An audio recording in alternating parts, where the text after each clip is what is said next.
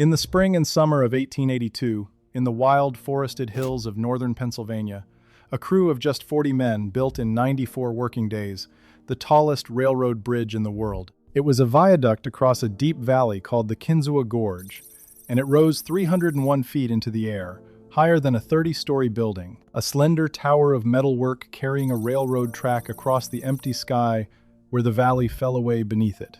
And here is the part that stops me every time I read it. They built that 300-foot tower with no scaffolding. None. There was no forest of poles and planks around it, no safety net, no crane, as we would understand a crane. 40 men, working with hand tools and simple rigging, assembled a bridge 100 feet taller than the trees, story by story, out into the open air, using nothing but a single pole to raise the first tower, and then a wooden crane that they built on top of each finished tower to reach out and build the next one. They walked out onto naked iron, 300 feet above the ground, in the wind, and bolted the pieces together with their hands for $2 or $3 a day. This is the story of the Kinzua Viaduct and of the 40 forgotten men who built the highest railroad bridge on Earth in a single summer, standing on nothing but the thing they were making as it rose beneath them into the sky. Now, I want to be precise about something at the start, because it matters. The original Kinzua Viaduct of 1882 was built not of steel but of wrought iron, which is why you can honestly say it was a railroad bridge higher than almost anything else on the planet, built without steel. But I am not going to spend this video on the metal, because the metal is not really the point. The point is the height, and the men, and the almost unbelievable way they put it together, hanging in the air with no scaffolding and no modern machine, in less than 100 days. That is the human feat here, and it is one of the most extraordinary pieces of high, dangerous hand and nerve construction in American history, and the men who did it have been almost entirely forgotten, remembered, if at all, only as an anonymous crew who built a famous bridge. This is their story. If you care about the men who built this country with their hands, the workers nobody ever wrote a book about, please subscribe to Global Old History right now. Hit the button, come back. Because the men who built the Kinzua Viaduct did something that would terrify almost anyone alive today, and they did it in a single summer, and they deserve to be more than a footnote to a bridge. To understand why anyone would build a bridge that high, you have to understand the valley and what the railroad needed to do. In that part of northern Pennsylvania, in the 1880s, there was money in the ground and in the woods, coal and timber, and the traffic of a growing region, and a railroad wanted to run its line through the country to reach it. But directly across the intended route lay the Kinzua Gorge, a deep, steep-sided valley cut by a creek, a great gash in the landscape. The railroad that wanted to cross it was the work of a man named General Thomas Kane, a colorful figure who had raised a regiment in the Civil War and who was developing the coal and timber country of that corner of Pennsylvania. His railroad needed to reach the coal fields and the great stands of timber beyond the gorge, and every mile of track and every day of delay cost money. So the temptation to leap the valley in a single bound, rather than crawl the long way around, was powerful. His chief engineer, a man named Oliver Barnes, and a consulting engineer of real distinction named Octave Chanute, who would later become famous as a pioneer of early flight, studied the problem, and the decision was made to build the great high viaduct straight across. To actually build it, they turned to the ironworks and bridge companies of Pennsylvania, to the men who specialized in the new craft of iron bridge construction, and above all to a builder named Anthony Bonzano, who took charge of the erection. So the bridge was the meeting of several things at once: a railroad man's ambition, an engineer's daring design, a bridge company's iron, and, at the sharp end of all of it, the 40 men who would actually have to walk out into the air and put it together. The valley set the problem. The height was the answer. And the answer was so extreme, 300 feet of structure across a gap of more than 2,000 feet, that it pushed the bridge building of its moment right to the edge of what was possible, which is exactly why it ended up, briefly, the tallest railroad bridge on Earth. It was not built to break a record. It was built to save the railroad, the miles, and the grades of going around. The record was just what happened when a practical shortcut ran across a valley that deep. And a railroad hates a valley, because a railroad cannot climb and descend steep grades the way a road can. It needs to stay as close to level as possible. To get across the Kinzua Gorge, the railroad had two choices. It could go the long way around, adding many miles of track winding down into the valley and back up the other side, slow and expensive. Or it could go straight across, on a bridge, and keep the line high and level and short. And the problem with going straight across was the depth of the valley. To carry the track level across that gorge meant building a bridge that stood 300 feet tall at its center, spanning more than 2,000 feet from rim to rim. In 1882, that was a staggering thing to attempt. Almost nothing built by human beings stood 300 feet in the air. But the railroad decided the shortcut was worth it, and they set out to bridge the sky.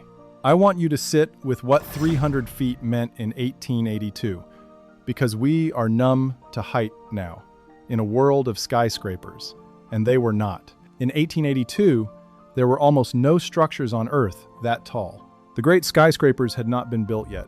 The Eiffel Tower did not exist. The Washington Monument was not yet finished. A church steeple might reach a couple of hundred feet and be the tallest thing for miles. For most people, 300 feet was not a height they had ever stood at or looked down from, because there was almost nowhere to do it.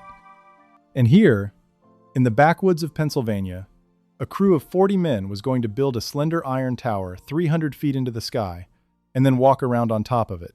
To the people of the time, that was very close to the limit of the imaginable, a structure that reached into a part of the air where human beings simply did not go, and the fact that it carried a railroad, that trains would run across the top of it 300 feet above a creek, made it more astonishing still.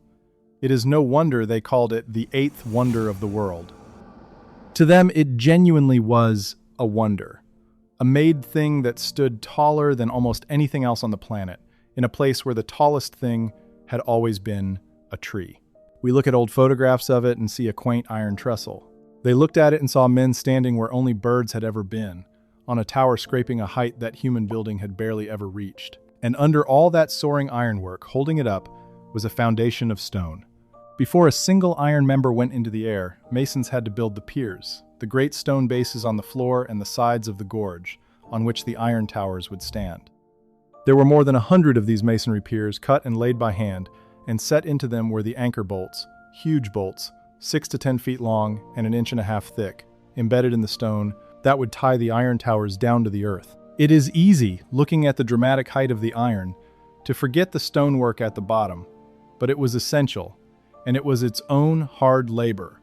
The quarrying and cutting and laying of the piers in the rough valley before the spectacular part could even begin.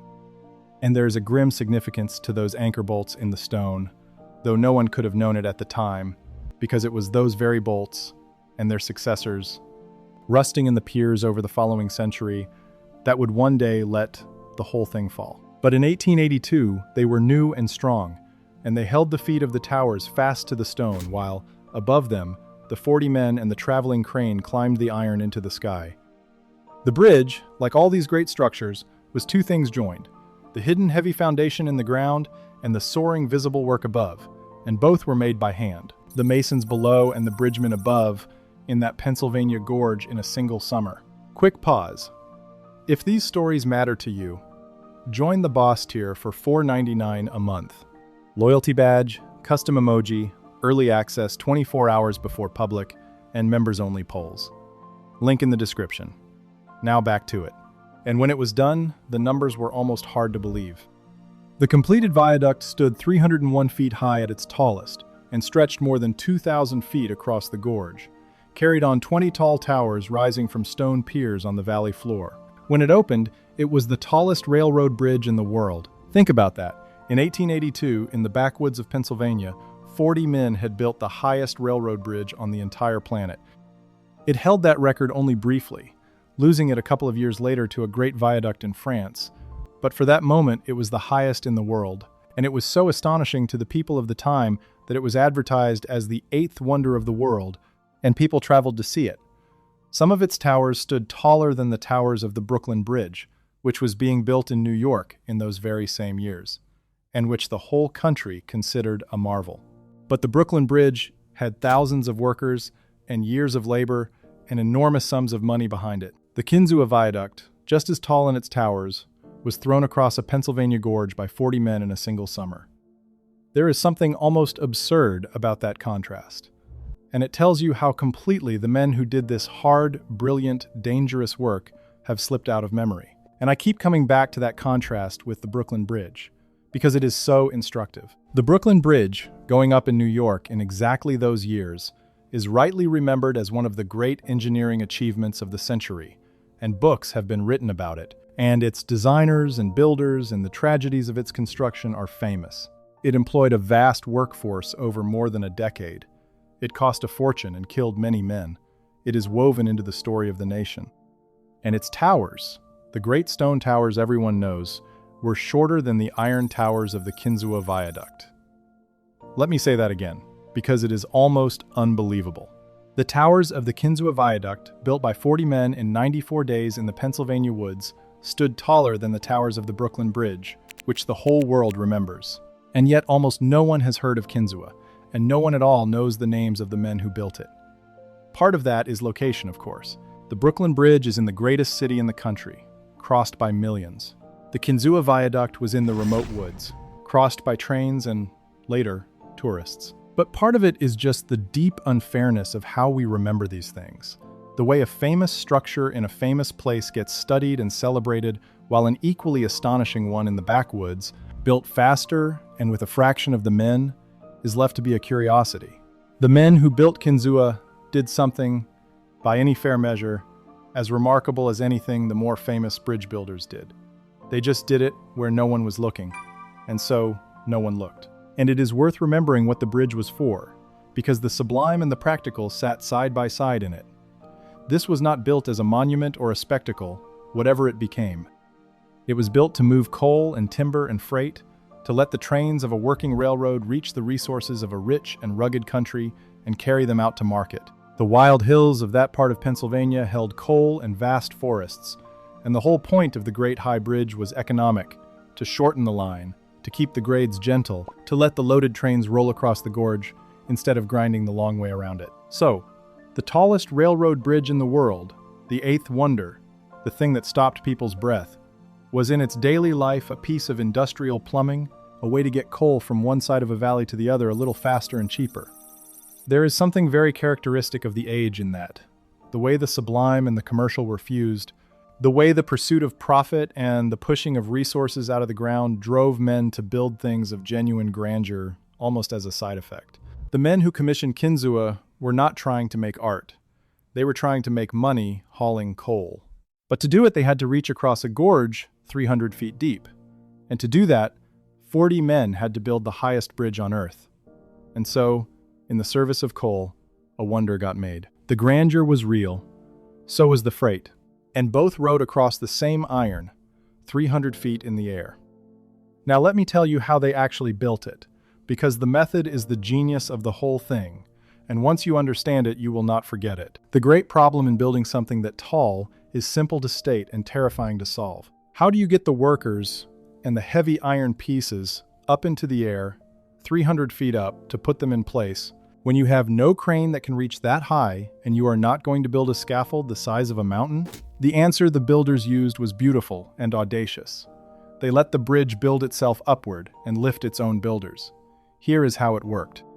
To raise the very first tower, they used a gin pole, which is essentially a tall pole, a mast, held upright with ropes, with a pulley at the top, a simple hand-powered derrick that could hoist pieces up as the first tower rose.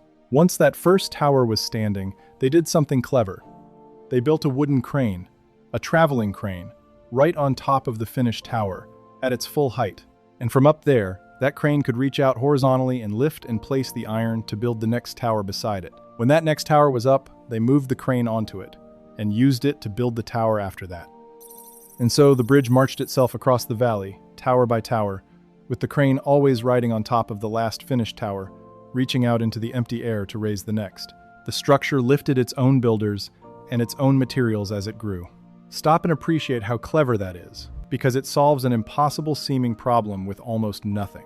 The naive way to build something 300 feet tall would be to build an equally enormous scaffold beside it, a temporary structure as big as the bridge itself, to carry the workers and the materials up. That would be absurdly expensive and dangerous and slow, essentially building the bridge twice. The self-lifting method throws all of that away. It uses the permanent structure, the bridge itself, as it rises to be its own scaffold and its own crane platform. Each finished tower becomes the launching point for the next. The crane never has to reach higher than the tower it is standing on, because it is always standing on the newest tower at the working height, reaching out sideways to build the next one at the same level. It is a way of climbing into the sky by building your own staircase as you go, and it meant that a crew of 40, with a pole and a wooden crane and a great deal of nerve, could accomplish what would otherwise have taken a scaffold the size of a hill. This leapfrogging traveling crane, riding on the growing structure, was one of the real innovations of 19th century iron bridge building. The technique that made these great high viaducts possible at all, and Kinzua was one of its most spectacular demonstrations. But notice what the method demands of the men. Because there is no scaffold, there is no safe platform to work from. The men must work from the naked structure itself, from the edge of the last thing they built, out over the drop, because that edge is the only place to stand. The elegance of the engineering and the terror of the labor are the same fact seen from two sides. The very thing that made it possible to build so tall, so fast, with so few men, using the bridge as its own scaffold, is the very thing that put those men out on the naked iron 300 feet up with nothing beneath them. The genius and the danger were inseparable. You could not have one without the other. There was no scaffolding because the bridge itself was the scaffold. The men climbed the thing they were making and built the next piece from the edge of it, out over 300 feet of open air. Before I go on, do me a favor and subscribe. The algorithm buries old industry stories unless enough people click. Click. Come back, because I want you to really see the men doing this, because what they did with their bodies up there is the heart of it. Picture the work. A man is standing on a narrow beam of iron, 300 feet above the floor of the gorge. There is nothing below him but air and the tiny tops of trees. There is no rail, no net, no harness, no safety line of any kind, because in 1882, those things did not exist on a job like this. There is a wind, because there is always a wind at that height, tugging at his clothes, and the piece of iron, the crane, is swinging toward him. And his job is to reach out, take hold of that heavy iron member as it comes to him on the crane's line, guide it into position where it meets the tower, line up the holes, and hold it there while it is bolted fast, and then move on, out along the growing edge of the structure, and do it again. He does this all day. He walks on iron beams a few inches wide as casually as you walk on a sidewalk, because he has to, because that is the job.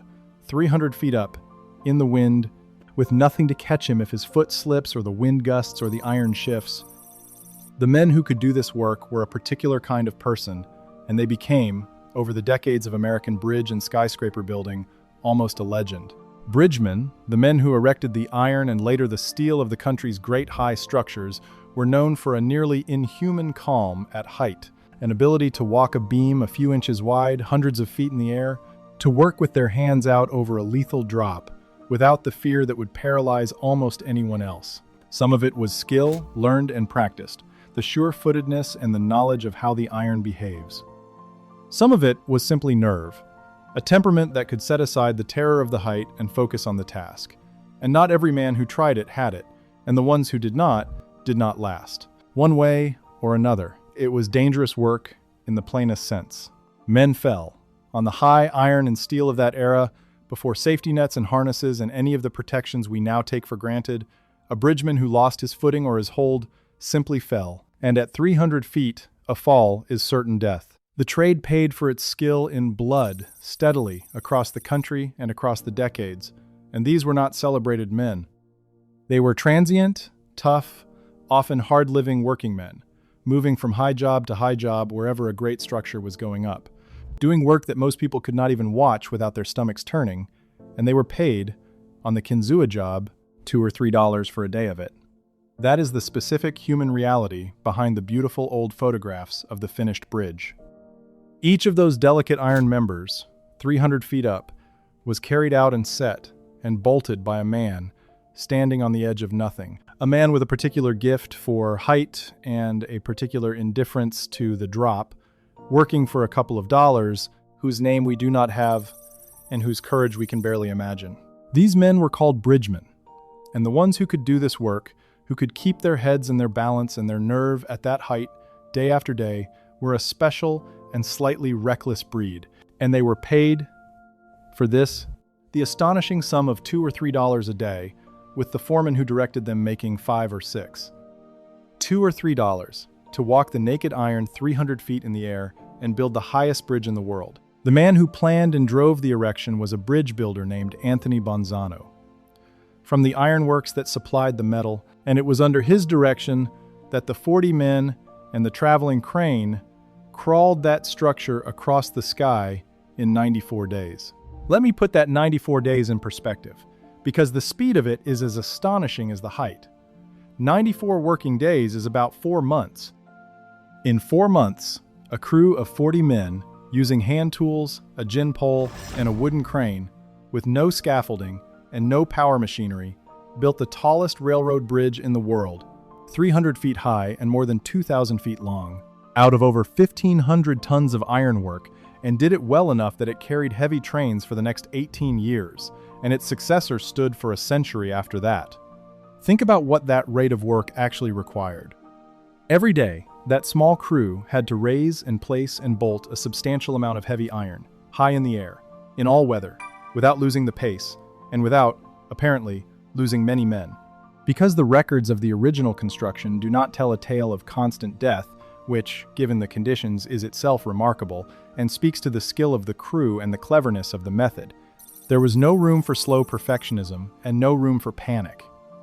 There was a design, a system, a crane that leapfrogged from tower to tower, and 40 men who knew their work and kept moving, day after day, out over the drop, until in 4 months, the impossible bridge simply stood there, finished, across the gorge. We tend to imagine that great things must take a long time, that the scale of a structure matches the years of its building. Kinzua says otherwise. It says that with the right method and the right men, even something at the very edge of what was possible could be thrown up with startling speed by very few hands, if those hands knew exactly what they were doing and were not afraid of the height. It is worth measuring what they did against how we would do it now, because the comparison is humbling. Today, to build something like the Kinzua viaduct, we would bring in enormous cranes, some of them capable of lifting great loads hundreds of feet in the air. We would build with modern steel to precise tolerances. We would wrap the whole job in safety, harnesses and nets, and hard hats and rules, so that a man working at height is tied off and protected at every moment, and rightly so. We would have engineering software and detailed plans and inspectors, and even with all of that, building a 300-foot bridge across a gorge would be considered a serious and demanding project.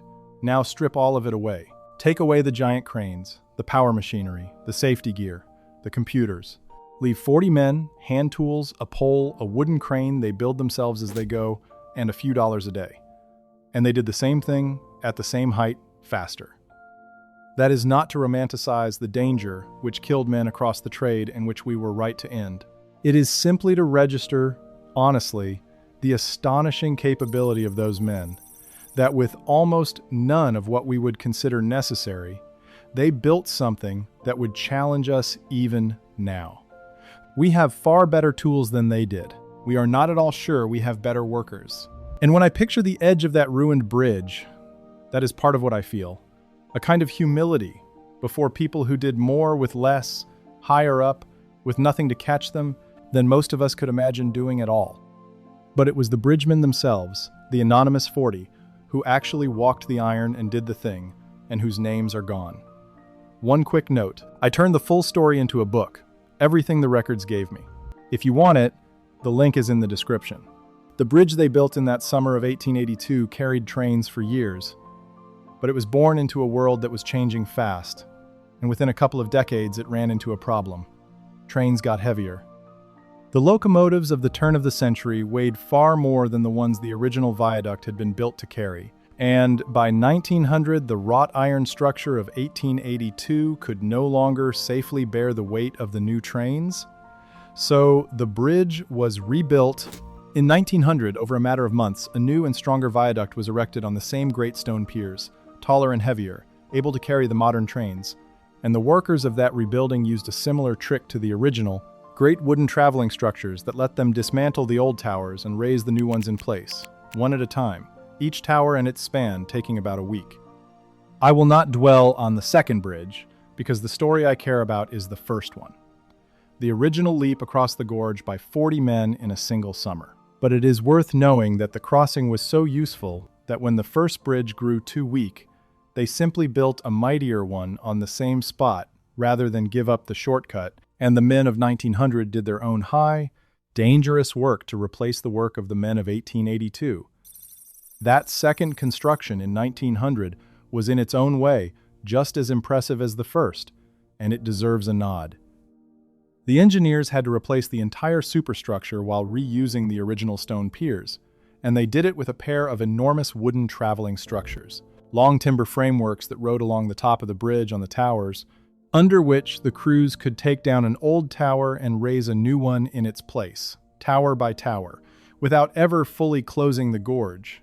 Each tower, with its connecting spans, took them about a week. A larger crew this time, over 100 men, worked 10-hour days at the same terrifying height, dismantling the record-breaking work of 1882 and building a stronger structure in its place, on the same spot, 300 feet in the air.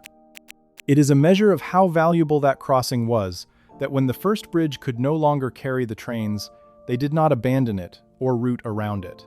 They rebuilt it, from the piers up, doing all the same dangerous high work over again rather than give up the shortcut across the sky. And the men of 1900, like the men of 1882, did that work with their hands and their nerve at a height that would stop most people's hearts. And they too are almost entirely forgotten. A second anonymous crew who rebuilt a famous bridge and vanished. The Kinzua Viaduct went on being one of the wonders of Pennsylvania for a very long time. It carried freight and it carried passengers, and it became a genuine tourist attraction. People riding excursion trains out just to cross the famous high bridge and look down into the gorge, or coming to stand beneath it and crane their necks up at the impossible height of it. For generations it was simply there, a beloved and astonishing landmark, the tracks across the sky. Commercial train service across it finally ended in the middle of the 20th century, but even then it was not abandoned. It became the centerpiece of a state park, still standing, still carrying tourist excursions, still stopping the breath of everyone who stood in the gorge and looked up at 120 years of iron and steel reaching across the sky. There is something worth lingering on in that long second life as a wonder, because it says something about what the bridge meant to people. For over a century, the Kinzua Viaduct was, for the region, a source of genuine pride and awe.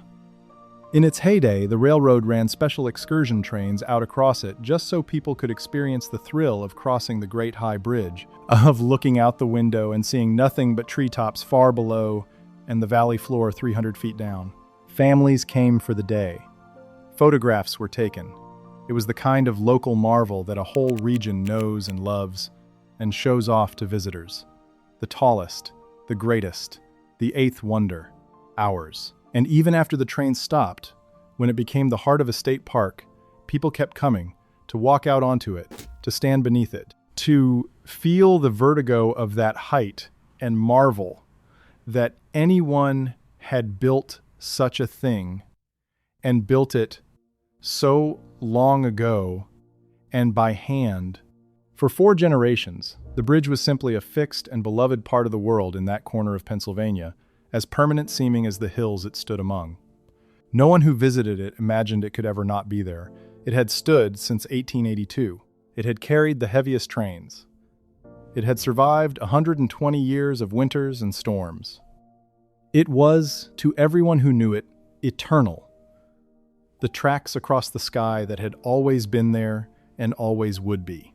Which is exactly what makes what happened to it so shocking, and such a fitting, sobering end to a story about the things that human hands build and the forces that, in the end, take them back. But before the end, there were all those years of the bridge simply being magnificent, and I want to give you one image of it in its glory. Picture a train, a long line of loaded cars behind a hard-working steam locomotive, coming out of the Pennsylvania woods and onto the viaduct. From below, in the gorge, you would see it emerge onto the bridge 300 feet up, tiny against the sky. The whole train strung out along that impossibly high and slender line of ironwork, the smoke trailing behind it, the sound of it carrying down into the valley, and it would seem, from down there, almost impossible, a train running through the air, along a thread of iron laid across the top of the sky. And from up on the bridge in the train, a passenger looking out the window would see the ground simply fall away, the treetops dropping to far below, the creek a thin ribbon at the bottom of the gorge, nothing between the car and the valley floor but 300 feet of air, and the ironwork the 40 men had built. People rode those excursion trains specifically for that feeling, the exhilaration and the mild terror of crossing the Great High Bridge, of being carried through the air on the eighth wonder of the world. For 120 years, that was the experience the bridge offered, the tracks across the sky, and generations of people carried the memory of it.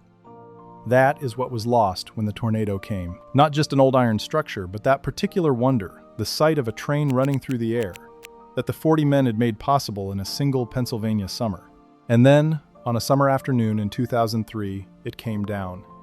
And the way it came down is its own strange final chapter. On the 21st of July, 2003, a tornado came up the Kinzua Valley, and it struck the Great Viaduct broadside, and in less than 30 seconds, it destroyed most of it. 11 of the 20 towers were torn from their foundations and thrown down into the gorge, where the twisted wreckage of them still lies today. The cause, when the engineers studied it, was heartbreaking and fitting. The iron bolts anchoring the towers to their stone piers, some of them dating back to the original construction, had rusted over the long decades, and when the tornado's winds put enough sideways force on the towers, those old corroded anchor bolts failed, and the towers went over. The bridge that 40 men had built in a single summer, that had stood for 120 years and been called the eighth wonder of the world, was thrown down in half a minute by the wind, undone at last by a few rusted bolts at its feet. There is a terrible lesson buried in those bolts, and it reaches back to the very beginning of the story. When the bridge was rebuilt in 1900, the builders, in a decision that a later engineer admitted was a mistake, reused some of the original anchor bolts from 1882 rather than replacing them all. Those bolts sat in the stone piers at the feet of the towers, holding the whole soaring structure down against the wind, and over the following century, they slowly rusted, hidden, unwatched, deep in the masonry. For 100 years it did not matter because nothing ever pushed the towers hard enough sideways to test them. And then the tornado came and pushed, with a force of many tons against the broad face of the bridge, and the old corroded bolts, weakened by a century of quiet rust, sheared and let go, and the towers, no longer anchored, toppled. Engineers who studied the collapse found that the structure had swayed several times before the bolts finally failed, as if the great bridge had fought the wind for a few seconds before it went down. And the deepest irony is that the ironwork of the towers themselves was, by all accounts, still sound. The great height that 40 men had raised, and that had been rebuilt and reinforced, did not fail. What failed was the connection to the ground, a handful of rusted bolts at the very bottom, the smallest and most overlooked part of the whole enormous structure. The bridge did not die of a flaw in its great height or its daring span. It died because a few anchor bolts had been allowed to rust for 100 years. There is a whole meditation in that, about how the mightiest things can be brought down by the smallest neglected details, and about how a structure is only ever as strong as the least watched part of it. But mostly, standing in the gorge among the fallen towers, I feel the sheer strangeness of it, that a thing that took 40 men a summer to build, and that stood for 120 years, was thrown down in less time than it takes to read a paragraph by the wind through a few rusted bolts. No one was killed, and Pennsylvania decided not to rebuild it, because to raise it again would have cost a fortune. Instead, they left the fallen towers where they lie in the gorge, and they turned the surviving portion, the stub of the bridge that still stands on the rim, into an observation deck, a skywalk where you can walk out to the broken end, high above the valley, and look down at the wreckage of the towers below, and out across the gorge that the bridge once crossed. That skywalk is a strange and powerful place to stand, and I think it is the right ending for this whole story, because it puts you exactly where the meaning is. You walk out along the surviving stub of the bridge, on the section that still stands on the rim of the gorge, out to the broken end where the ironwork simply stops in midair, and there is a glass floor there, so you can look straight down through it, hundreds of feet to the valley below. And from that broken edge you can see, scattered down in the gorge, the twisted red-brown wreckage of the fallen towers, the 11 towers the tornado threw down, lying where they fell, slowly rusting into the forest. It is a ruin, and it is left deliberately as a ruin, not cleared away, so that people can come and see both things at once, the daring of what was built and the reality of what became of it. And standing there, on the edge of the drop, looking down at the fallen iron, you are standing almost exactly where the bridgemen of 1882 stood, on the edge of the structure, out over the air, except that they had no glass floor and no railing and no century of hindsight, only the naked iron and the wind and the work. The skywalk lets an ordinary person stand for a moment where those men worked every day and feel just a little of the height they lived with. And I think that is the most fitting monument the bridge could have. Not a plaque, a place where you can stand out in the sky, at the broken edge, and understand in your body a little of what it was they did. When I stand, in my mind, on that surviving stub of the bridge and look down at the fallen towers, I think about the 40 men of 1882. I think about them walking out onto the naked iron 300 feet up in the wind with nothing to catch them, guiding the heavy members into place and bolting the sky together for $2 or $3 a day. In 94 days, building the tallest railroad bridge in the world with a gin pole and a wooden crane and their own steady nerve. We do not know their names. The bridge became famous, the eighth wonder of the world, and the men who built it did not. The engineer who planned it, Bonzano, we have. The 40 who actually did it, who did the impossible high work with their hands and their balance and their courage, are simply the crew, an anonymous number in the account of a bridge. And that is the thing that pulls at me, standing at the broken edge. The tornado threw down the iron. Time will finish rusting the fallen towers into the ground. The bridge is a ruin now, a famous ruin, and people come to see it. But the men who built it were never even really seen. They walked the sky and bolted it together and climbed down and vanished into history. 40 men who did one of the bravest and most skillful things I have ever read about in a single Pennsylvania summer, and left the tallest bridge in the world behind them, and not one of their names. I think at the very least we can look at what they made, even fallen, even ruined, and know that it did not build itself. That 40 men with iron nerves and $2 a day walked out into the empty air and built it and deserve, after all this time, to be remembered as more than a crew. And there is one more thing I take from standing at that broken edge, and it is not really about bridges at all. Everything human beings build, no matter how bold or how high or how astonishing, is temporary. The tallest railroad bridge in the world stood for 120 years and then went down in 30 seconds. That is not a reason for despair. It is, if anything, a reason to pay more attention to the building and to the builders while they are here, because the structure is never the whole point. The whole point is the doing of it. The 40 men who walked out into the air and made something that had never been made in a single summer with their hands. The bridge is fallen. The doing of it happened and cannot be undone, and remains one of the bravest and most skillful things I have ever come across. When I look at the wreckage in the gorge, I do not mostly feel loss. I feel a kind of awe at the men, at the plain fact that human beings, some of them, will walk out onto naked iron 300 feet above the ground, in the wind, for $2 a day, and build the impossible, and then climb down and go home to supper as if it were nothing. That capacity, that particular human mixture of skill and nerve and matter-of-fact courage, is the real wonder here. More than the height, more than the record, more than the eighth wonder billing. The bridge was a thing. The men were the marvel. And the least we can do, now that the bridge is down and the men are long gone, is to look at the ruin in the gorge and remember that it was built once in a single summer by 40 people whose names we have lost, who walked the sky. That is the whole of it in the end. The valley is still there, and the gorge, and the fallen towers rusting in the trees, and the glass-floored stub of the bridge where the tourists come to feel the height. But the real thing, the thing worth carrying away, is not the ruin, and not even the record. It is the men.